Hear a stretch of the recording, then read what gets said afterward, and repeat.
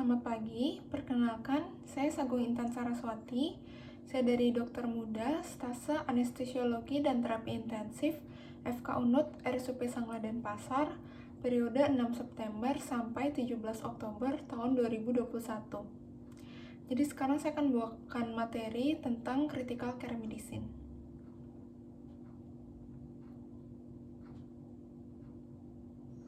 Jadi, definisi dari Critical Care Medicine adalah suatu ilmu kedokteran yang berfokus pada perawatan pasien dengan sakit berat atau mengancam nyawa dengan melibatkan berbagai multiprofesi.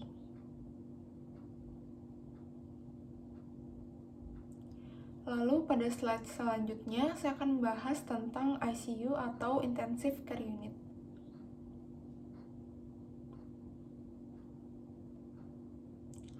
Jadi, definisi dari ICU adalah suatu bagian dari rumah sakit dengan staf khusus dan perlengkapan yang khusus yang ditujukan untuk observasi, perawatan, dan terapi pasien-pasien yang menderita penyakit, cedera, atau penyulit-penyulit yang mengancam nyawa atau berpotensial mengancam nyawa dengan prognosis dubiah.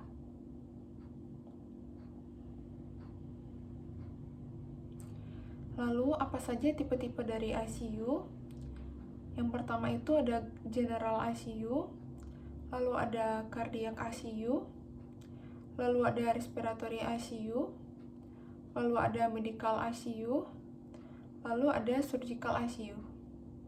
Selain itu, ada juga Brain ICU, ada juga Burn ICU, lalu ada juga Renal ICU, ada NICU, dan ada PICU.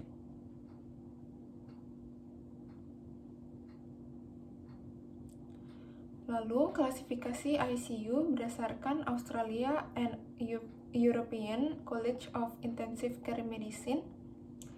Yang pertama itu ada ICU level 1, di mana syarat minimal pada ICU level 1 ini yang pertama terdapat pada rumah sakit kecil, lalu yang kedua memiliki peran mayor dalam memonitor dan mencegah komplikasi pasien medik dan surgical. Lalu yang ketiga, memiliki resusitasi dan pelayanan suportif kardiorespiratorik jangka pendek. Lalu yang keempat, memiliki ventilasi mekanik dan monitoring kardiovaskular invasif yang sederhana. Lalu yang kelima, memiliki fasilitas transportasi ke level 2 ataupun level 3. Lalu yang terakhir, memiliki outsourcing laboratorium, radiologi, dan bank darah dasar, serta memiliki dokter terlatih dalam terapi intensif dan staf pendukung yang adekuat. Lalu selanjutnya itu ada ICU level 2, di mana syarat minimal pada ICU level 2 ini yang pertama terdapat pada rumah sakit umum yang lebih besar, lalu yang kedua memiliki terapi suportif multisistem sesuai dengan peran rumah sakitnya seperti center bedah ataupun trauma center.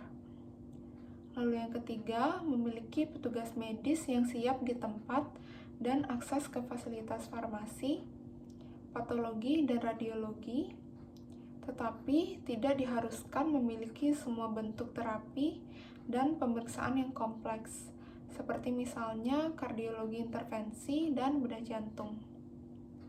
Lalu yang keempat, memiliki kebijakan transfer dan rujukan.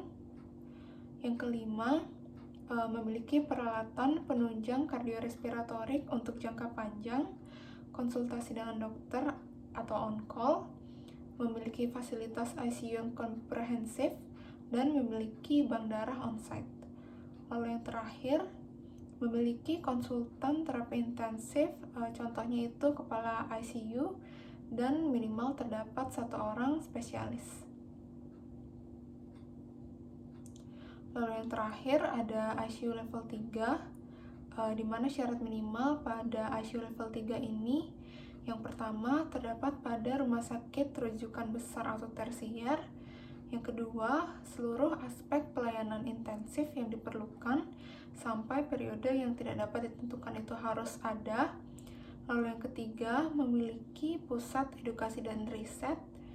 Yang keempat, memiliki konsultan terapi intensif, perawat terapi intensif, tenaga medis terkait, dan staf untuk pendidikan dan pelatihan. Lalu yang kelima, memiliki pemeriksaan laboratorium dan imaging, serta subspesialis dari berbagai divisi. Lalu yang keenam, memiliki multidisiplin partner, seperti misalnya kepala ICU, kepala perawat, dan pelayanan subspesialis. Lalu yang terakhir, memiliki fasilitas endoskopi, bronkoskopi, unit step down, dan program pendidikan dan pelatihan untuk perawatan intensif.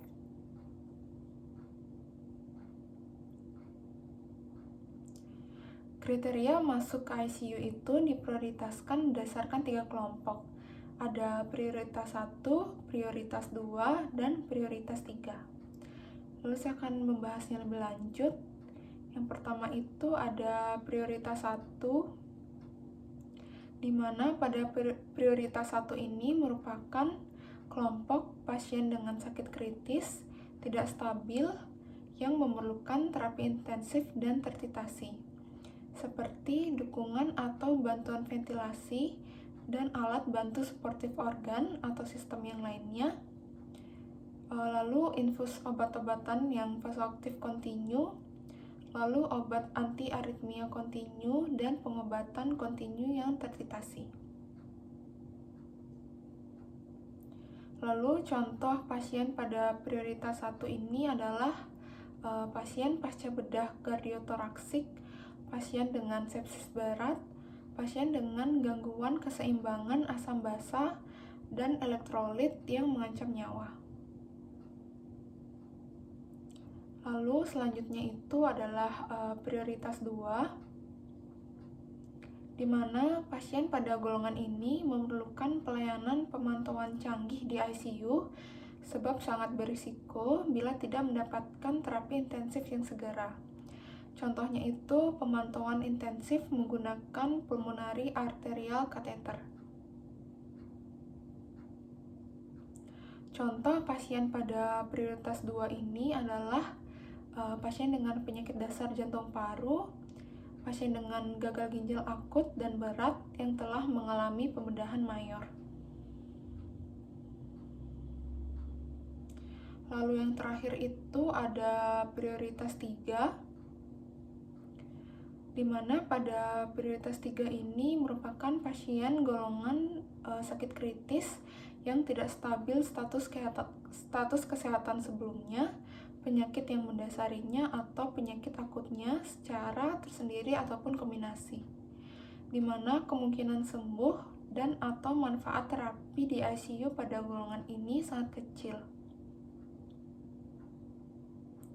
Lalu contoh pasien pada prioritas 3 ini, yang pertama, pasien dengan keganasan metastatik disertai dengan penyulit infeksi, lalu pasien dengan perikardial tamponade, pasien dengan sumbatan jalan nafas, atau pasien dengan penyakit jantung, pasien dengan penyakit paru terminal disertai komplikasi penyakit akut yang berat.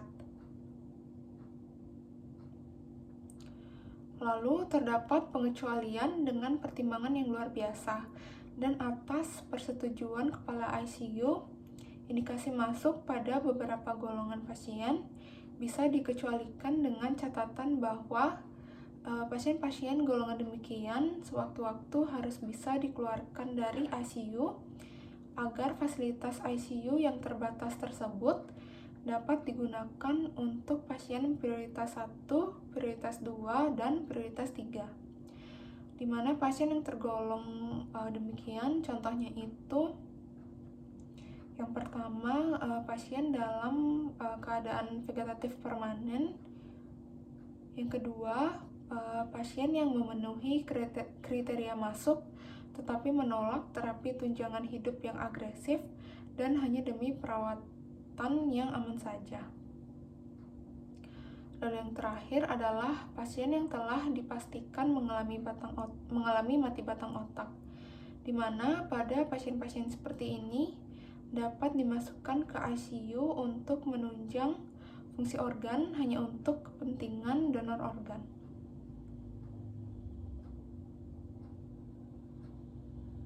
Lalu ada juga kriteria untuk keluar dari ICU, di mana prioritas pasien dipindahkan dari ICU berdasarkan pertimbangan medis oleh kepala ICU dan oleh tim yang merawat pasien.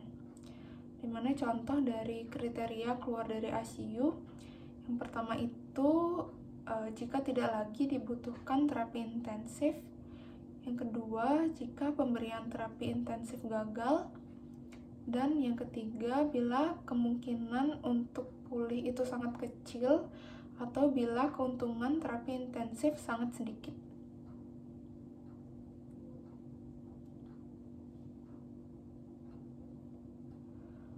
Lalu ada kriteria tentang standar pelayanan anestesiologi dan reanimasi di rumah sakit pada bagian ICU menurut Keputusan Menteri Kesehatan Republik Indonesia nomor 779.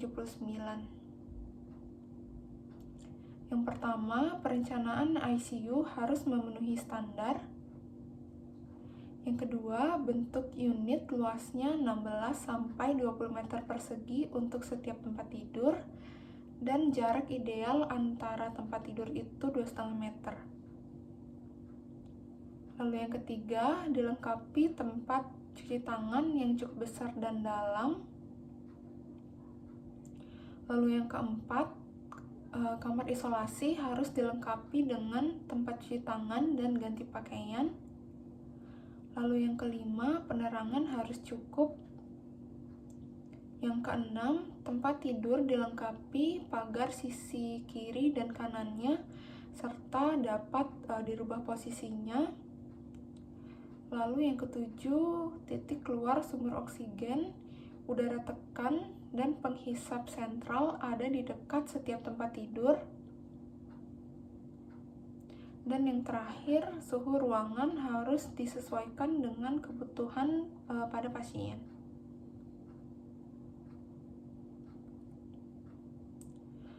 Lalu apa saja manajemen pasien di ICU secara umum? Yang pertama itu adalah dilakukan monitoring selama 24 jam pada vital sign, seperti pada EKG, suhu, tekanan darah, CVP, gula darah, elektrolit, AGD, ventilator, cairan, serta daftar dari terapi pasien. Lalu yang kedua ada nursing dan paramedical care. Contohnya itu ada tracheal suction, lalu ada profilaksis stress ulcer dan DVT, lalu ada perubahan posisi pasien setiap 2 jam, lalu membandingkan pasien, lalu tindakan bowel care, dan memberi support psikologis untuk pasien. Lalu yang ketiga ada akses vaskular untuk pemberian terapi cairan dan terapi nutrisi. Dan yang terakhir, kontrol infeksi silang dengan universal precaution.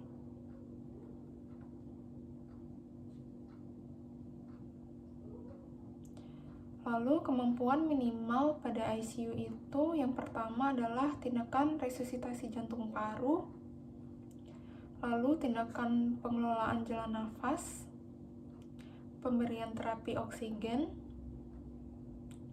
dilakukan pemantauan EKG, dilakukan pemasangan alat pacu jantung dalam keadaan gawat, lalu pemberian nutrisi enteral dan parenteral, lalu pemeriksaan laboratorium khusus dengan cepat dan menyeluruh, lalu pemakaian pompa infus atau semprit untuk terapi secara titrasi, lalu kemampuan melakukan teknik khusus sesuai dengan keadaan pasien,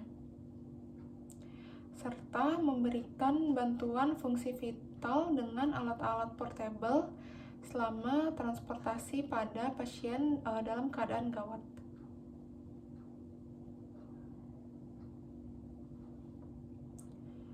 Lalu apa saja ruang lingkup dari ICU? Yang pertama itu ada diagnosis dan penata laksanaan spesifik pada penyakit akut. Lalu yang kedua, memberi bantuan dan mengambil alih dari fungsi vital tubuh. Yang ketiga, melakukan pemantauan fungsi vital tubuh dan penata laksanaan terhadap komplikasi. Lalu yang keempat, memberikan bantuan psikologis pada pasien yang bergantung pada fungsi alat atau mesin dan orang lain. Dimana sebelum pasien itu masuk ke ICU, pasien dan atau keluarganya harus mendapatkan penjelasan secara lengkap mengenai dasar pertimbangan mengapa pasien harus mendapat perawatan di ICU, serta tindakan kedokteran yang mungkin selama pasien dirawat di ICU dan menandatangani formulir informed consent.